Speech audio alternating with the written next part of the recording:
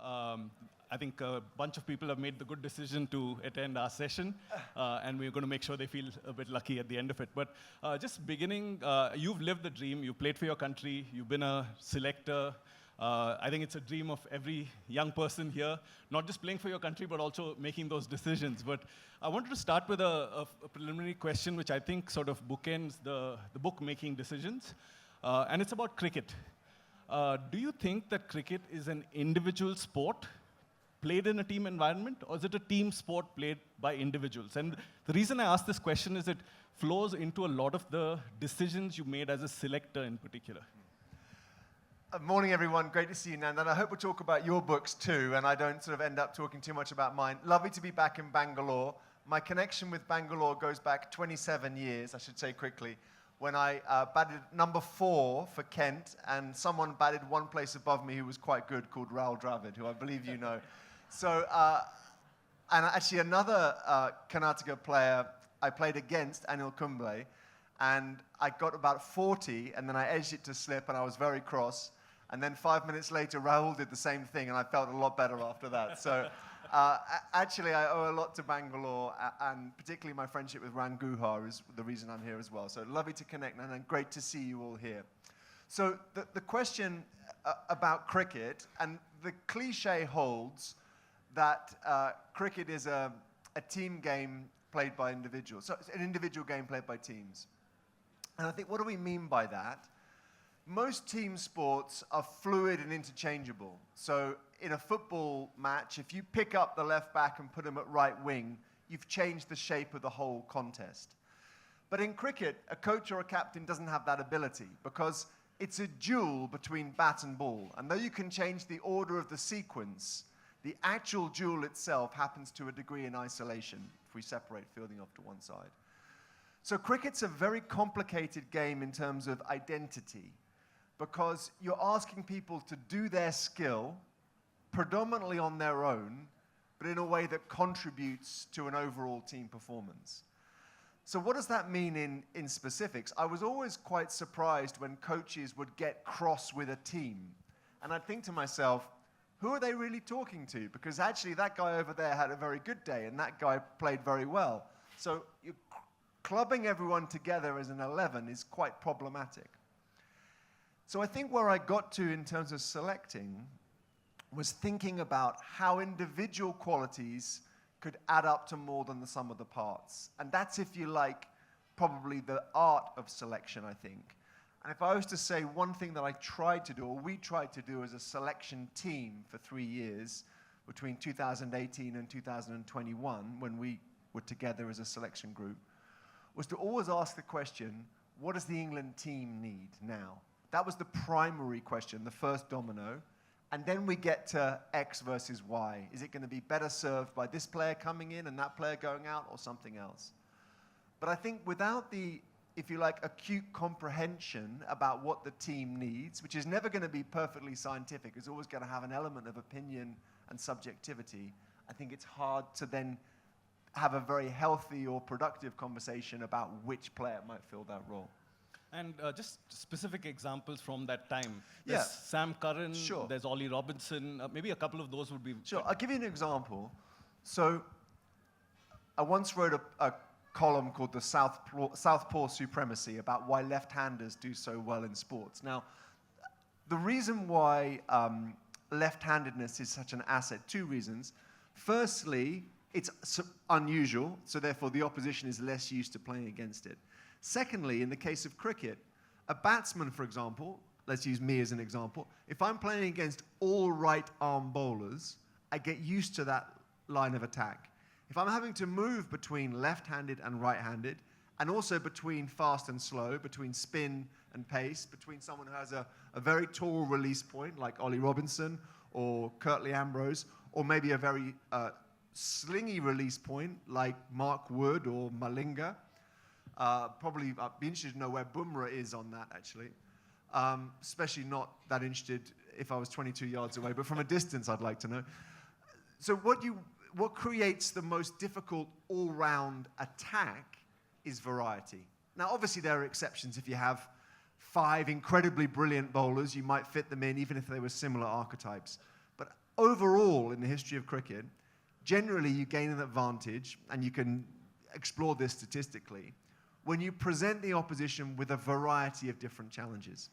So one of the things you find with both spin bowlers and with left-arm bowlers is that they have a positive effect on the bowling averages of the rest of the bowling attack. So when we came in and we made some of those selections that were quite eye-catching, or people used to call me very left field, we didn't think we were. We thought we had a bit of a worldview, and that was to try and present the opposition with varying forms of challenges, and we believed that added up to the greatest whole.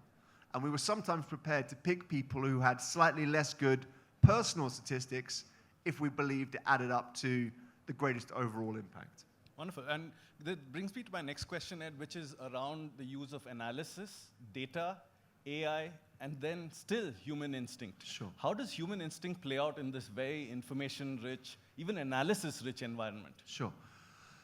Look, obviously a central question, and I was perceived as being, very influenced by data, which was true and false at the same time. Yes, we had a brilliant data scientist, Nathan Lehman, who also has written very good books, but we never thought that data could get us the whole way. We always thought there was a dialogue between the art and the science.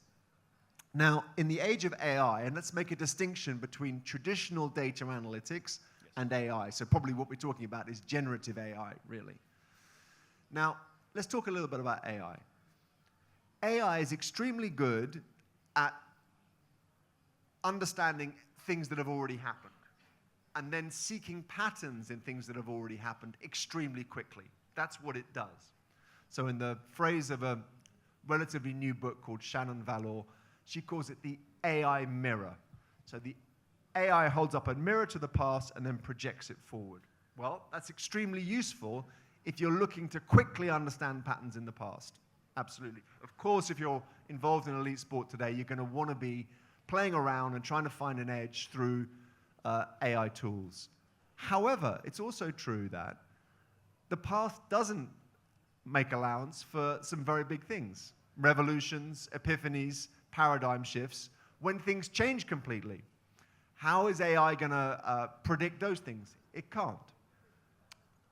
Let's take that down to the level of also an individual player. So my point is that, to finish the point on AI, as computation becomes cheaper and faster, who benefits and who suffers?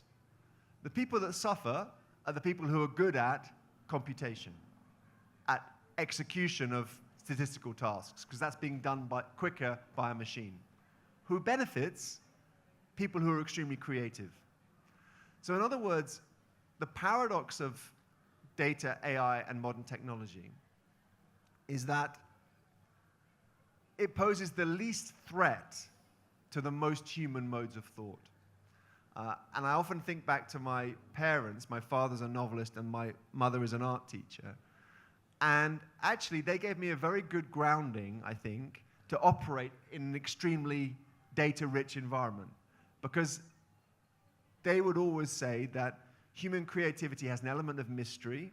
You can't always decode how you arrive at positions.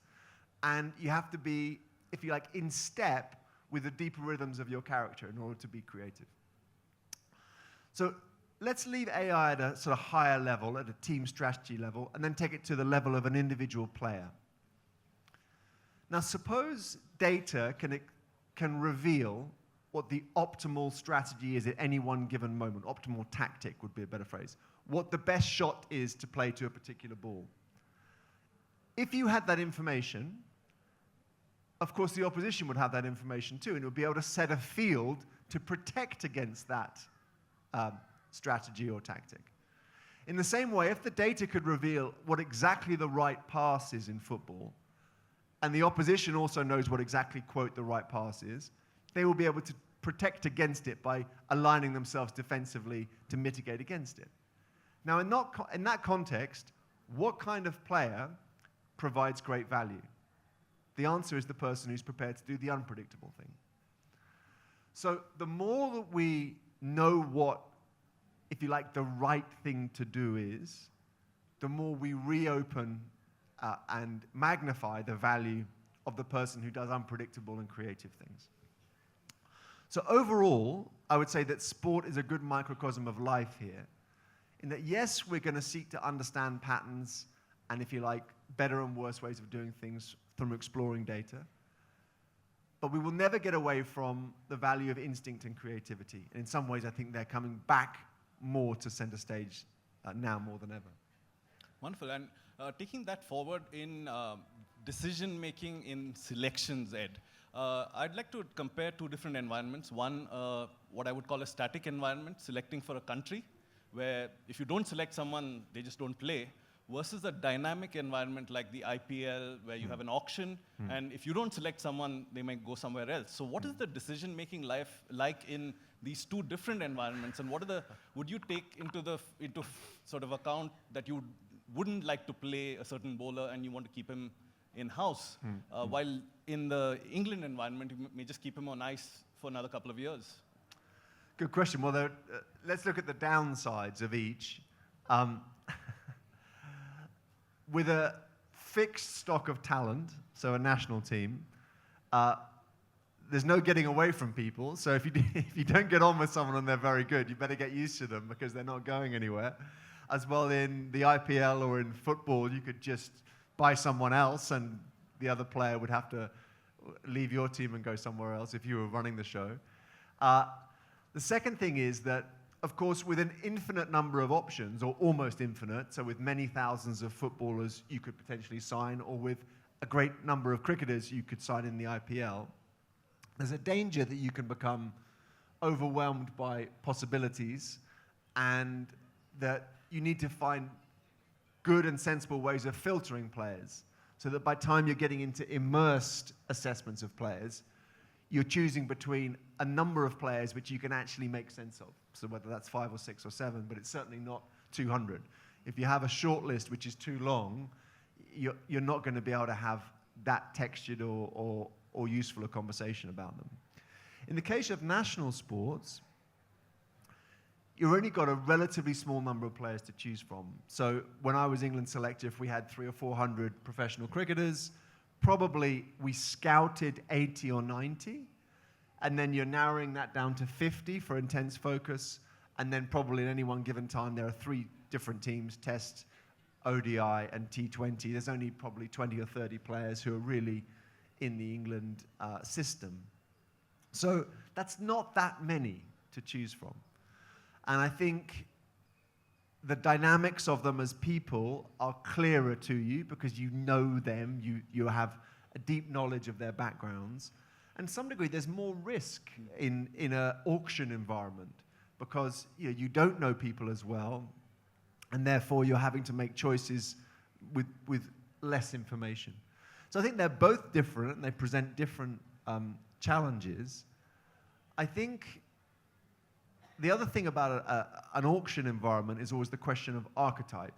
So you're looking for a particular type of player, but of course you can't be totally inflexible because suppose you're looking for an extremely dynamic opening batsman, but if you fail to get your first 6 or 7 options, at what point do you say, actually, this player actually is not what I'm looking for anymore because it's no longer good enough, and then you change priority and move to a different archetype of player? All of which is a way of saying that I don't think there's ever a program for selection. I think you must always be thinking in the moment and be prepared to adapt. However, it's obviously impossible to do that without some principles and without some worldview. So I think you're drawing on frameworks and principles, but then being adaptable and not being too fixed on a particular sort of set way of doing things. Wonderful. Take you out of that zone into decision-making in general and its relationship with time. I think you talk quite evocatively about it in making decisions. Sometimes there's a feeling that making a quick decision is the right thing to do. What's the relationship between time and the quality of decisions? I think it's true that when Margaret Thatcher was leader of the opposition in the late 70s, one of the senior figures in her decision-making group wore his watch against his wrist rather than facing out. And when pressed why he did this by my friend Matthew Paris, he said, because it was a very good time not to make a decision. the point being that we don't always have to have a view in that context, and we don't always have to make the decision now. My friend Mo Bobat, who's director of cricket for Royal Challengers Bangalore, I'm going over to see him after this, sometimes used to say to me when we worked together with England cricket, Ed, you're always saying you don't want to make this decision, and you always seem to be happy to say there's no decision to make. My point being that you only have a certain amount of bandwidth and attention. And as you mentioned, Nandan, in the book, I described that as if the risk is increasing, the bad kind of risk is increasing as time goes on, then there's obviously an advantage in bringing the decision forward. And I think with difficult decisions which involved awkward conversations and they aren't going away, the decision's going to have to be made, there's a good reason to bring that as far forward as you can. But in other contexts, there's no reason to attend to the decision right now. And the risk is not going up. There's no downside to leaving it until we have as much information as possible. So I would say that perhaps the most important dimension to decision making is what you prioritize. In other words, when you make a decision is as important as the decision itself. In the context of everyday life, I think we've all probably experienced observing busy fools who make themselves overwhelmed with decision making, when in actual fact, a lot of those decisions aren't really pressing or crucial for the moment. So I think the ability to prioritize what matters now is one of the central questions in decision making. And in terms of selection, if you think about picking a national team, people were often pressing me to saying what we were going to do in 12 or 18 months' time, to which the truthful answer is we may have scenarios and we may have models for 12 and 18 months' time, but we also don't know. And we're not going to get too precise and engineered about forecasting. It was J.K. Galbraith who said there are two types of forecasters, those who don't know and those who don't know, who know they don't know. And we overestimate, I think, our ability to predict, and we underestimate the extent to which some decisions will make themselves. So I suppose a good decision maker, the first question they want to know is this a decision for today? Brilliant. Moving from making decisions to luck, what do you tell someone who believes in karma about luck? Funny thing, it's quite a long time ago that I wrote Luck, so it came out, I think, in 2012, so I was probably writing it 14 or 15 years ago. And I gave a talk like this once, and a professional athlete put their hand up and said, would you advise that a young professional athlete read this book? And there was a fatal pause, really, before I answered, which meant I couldn't quite say yes. But I think I said I hope it wouldn't do them any harm. Because it wasn't written from the perspective of an aspiring athlete trying to get on. And the implicit point I'm making, of course, is that all sports people must believe, and to some degree, perhaps all protagonists must believe that they have a slightly greater control over events than they do. And that delusion of control is part of their power and part of their gift. However, I also think that part of growing up is realizing the context in which you live and operate, and the extent to which many of the things you do owe a great deal to circumstances and forces beyond your control. So the real prompt for me writing Luck was that I had been made through cricket, I'd been forced to grapple with the issue, and of course I'd come to understand how much I really benefited from luck. The luck of my parents, the luck of being brought up in a family which valued education and sport and literature. And in some ways, I think if I'd been swapped at birth, the other baby probably would have done better. So that was my kind of grappling with it. But then, of course, you don't want to get to the stage where you believe life is too fixed. So one of the very short chapters in the book tries to disentangle and then define. I sort of sat in my study one day and tried to write it without references and without notes and just see if I could, how I did, and explore the interwoven and overlapping concepts that are associated with the luck family, luck, randomness, chance, destiny, fate, so on. Of course, some of them are quite similar. Luck has a sort of inbuilt positivity. Chance is more neutral. Luck has a sort of a niceness in there. But of course, with fate, it's kind of similar but different, but almost the opposite, because fate is fixed, like you can't get away from it, the sort of sense of a wheel of fortune, or you're being dragged towards something inexorably, whatever you do. As well, if you live with an openness to luck, it might open up your worldview rather than closing or narrowing it. So, question of karma, obviously there's a positive side to it, that it might lead you to, and here I'm speaking as someone who knows much less about it than the audience, it might lead you to behave better out of a sense of subliminal anxiety. It might lead you to be more gracious. I suppose one concept that is problematic is the idea of perfect meritocracy, which we've never had and never will have, because it leads people very much to think that they've deserved all their success. And that was one of the things I was exploring in the book. And obviously Michael Young, who popularized the term in his book, The Rise of the Meritocracy, it was a satire. The idea wasn't that we will all end up being highly meritocratic and saying, I deserve my success. Quite the opposite. The idea was that if you had a philosophy of meritocracy, the people who succeeded would be sort of insufferable, because they would think, look at me, I've done so well, I've got these exams, I've had these big jobs, I've gone on and flourished. So I suppose one of the challenges in thinking about luck and thinking about forces beyond our control is how we reach an accommodation with self-realization and autonomy and individualism, and yet also seeing the limitations of those things, not only within your own life, but also as a worldview, and how it can harden into something less attractive and more self-congratulatory. And I think that probably is becoming even more of an issue today than ever.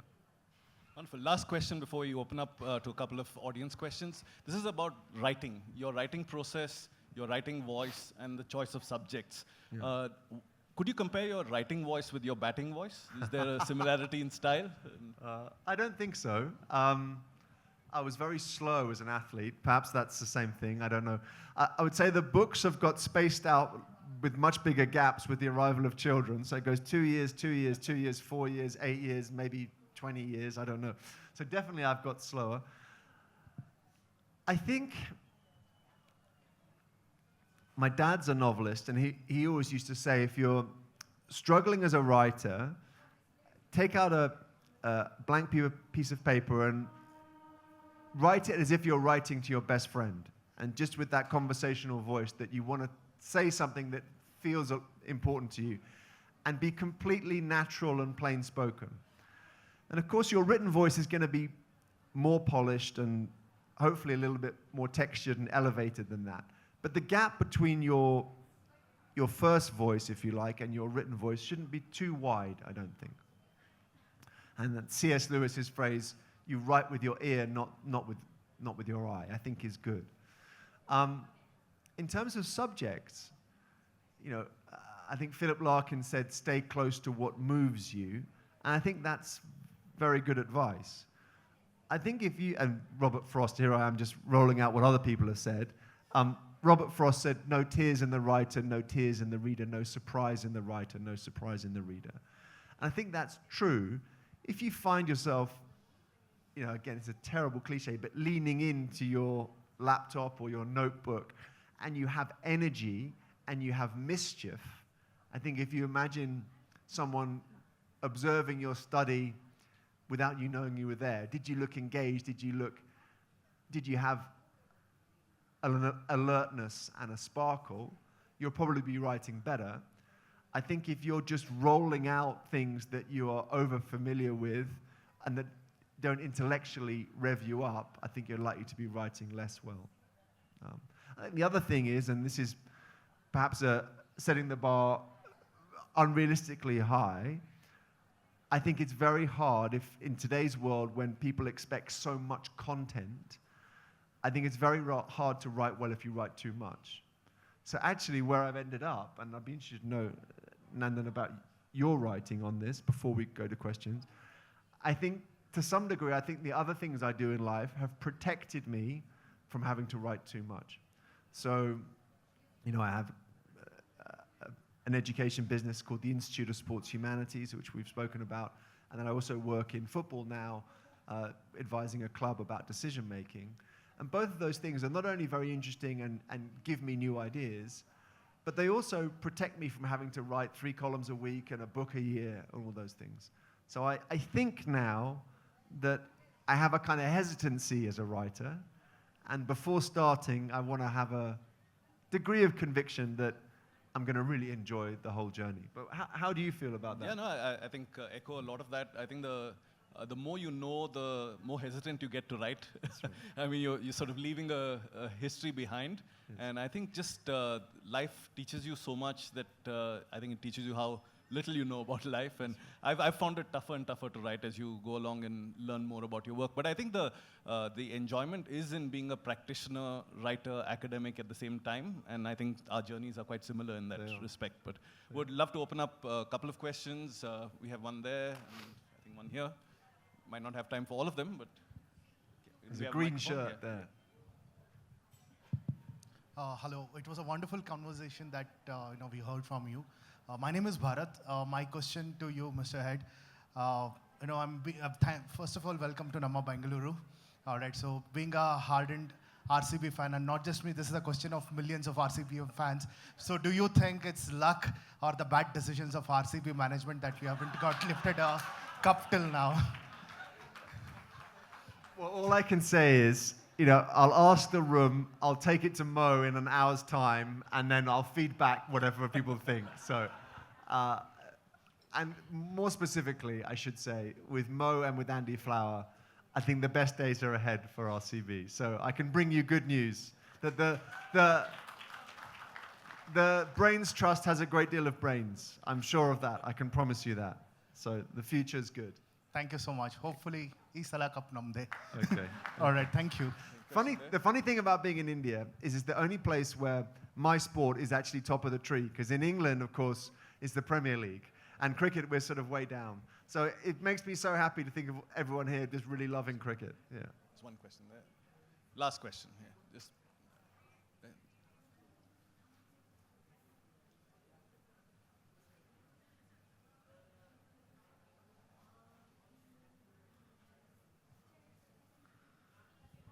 Hello, sir. I'm very excited I'm talking to you. So my question is, you said that what is relevant during decision making is prioritizing. So how does it is relevant when you are in a team or in a panel? So it is not only your individual decision making.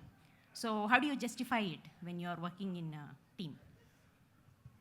Well, that's a good question. I would Go like on. to mention about the internal politics also, because especially when you are in a panel, especially there will be more politics going on. So how do you justify this decision making there? I was very lucky. I had a very, very good panel. And the close team around us, we argued a lot, but once the decision had been made, we were unified. So I think maybe one thing I'd say about meetings in general, there's a great line which is that a good meeting is defined by personal trust, but intellectual distrust. And I think that's very good. So every idea is up for debate, but our personal trust is very, very strong. And of course, when it's the opposite and everyone just agrees to be nice and then gets out of the meeting and starts briefing against each other, that's when the problems start. I think in terms of internal politics, I think the reality is that anything which a lot of people care about is going to come with a degree of political dimension. And sometimes you hear people in sport saying, oh, all these difficulties, the politics, the media, the scrutiny, it's preventing me from doing my job well. Of course, the reality is that is your job. And so my short answer is, if you want to be effective, you actually have to win the politics, which may be distasteful to you, but you've chosen a practical sphere. If you don't want to engage with politics, then obviously you can write in your study as much as you like, and you're your own boss, and ultimately, no one can tell you what to write next. But in the case of dealing with people in the real world, that isn't a luxury you can guarantee. In fact, you should expect it never to be the case. So your own individualism and your own ideas will also always be interacting with the context and the political dimension. We've got time for one more? I think we are unfortunately running out of time. I mean, we could go on a long time, but thank you, Ed. That was wonderful. I think a manifesto for generative human intelligence. I think we are in the age of generative AI, but I think the humans are going to come back. And thank you for that wonderful exposition of all your many ideas. I know you have much more to share, and we'll be back tomorrow at 3:30. See you tomorrow. Thanks so much. Thank you.